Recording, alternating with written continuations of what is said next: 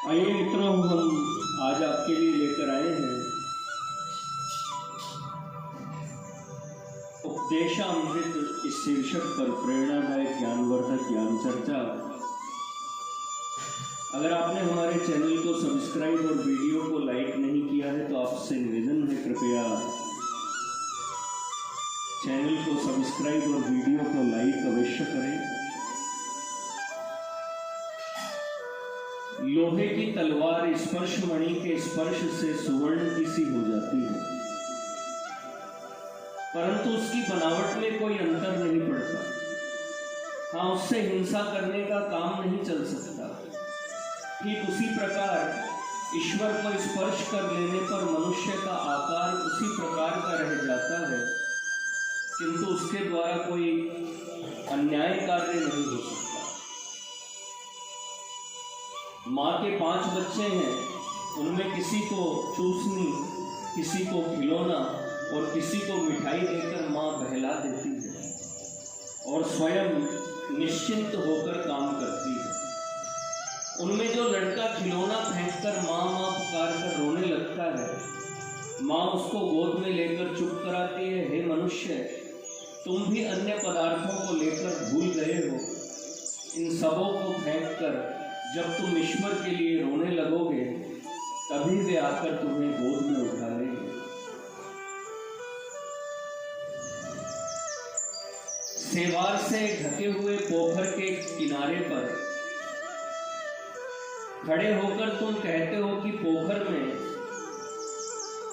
जल नहीं है। यदि तुम जल देखना चाहते हो तो सेवार को हटा दो। माया की ढकी हुई आंखों को लेकर तुम कहते हो कि ईश्वर दिखाई क्यों नहीं पड़ता। यदि ईश्वर को देखना चाहते हो तो माया को हटा दो।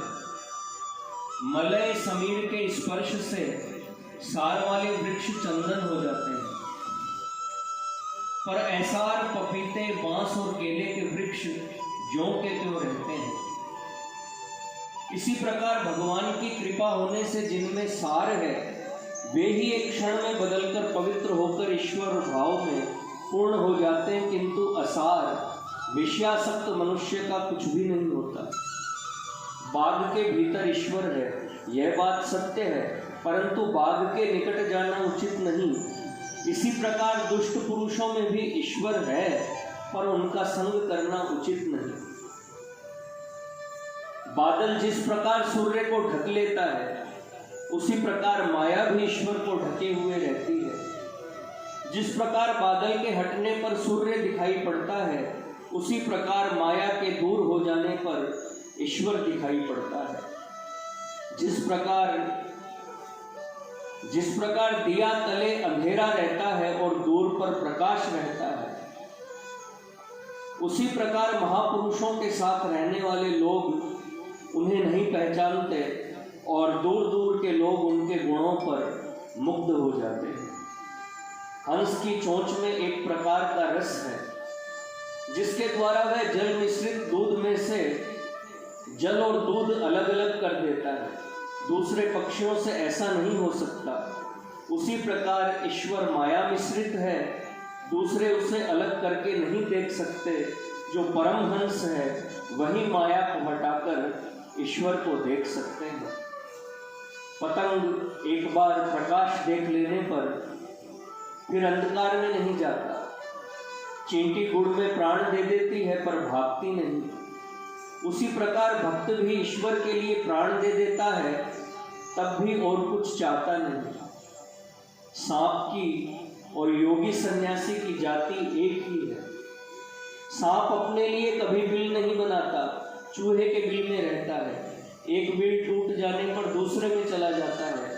योगी सन्यासी भी इसी प्रकार अपने लिए घर नहीं बनाते। दूसरे के घरों में आज यहाँ कल वहाँ इसी प्रकार समय व्यतीत कर देते हैं। हाथी को खुला छोड़ देने से वह चारों ओर वृक्ष और लताओं को उखाड़ते नोचते चलता है, किंतु उसके मस्तक पर अंकुश मारने से वह शांत हो जाता है। इसी प्रकार मन को छोड़ देने से वह नाना प्रकार की भावना करता है, किंतु विवेक रूपी अंकुश के मारने से स्थिर हो जाता है। एक डुबकी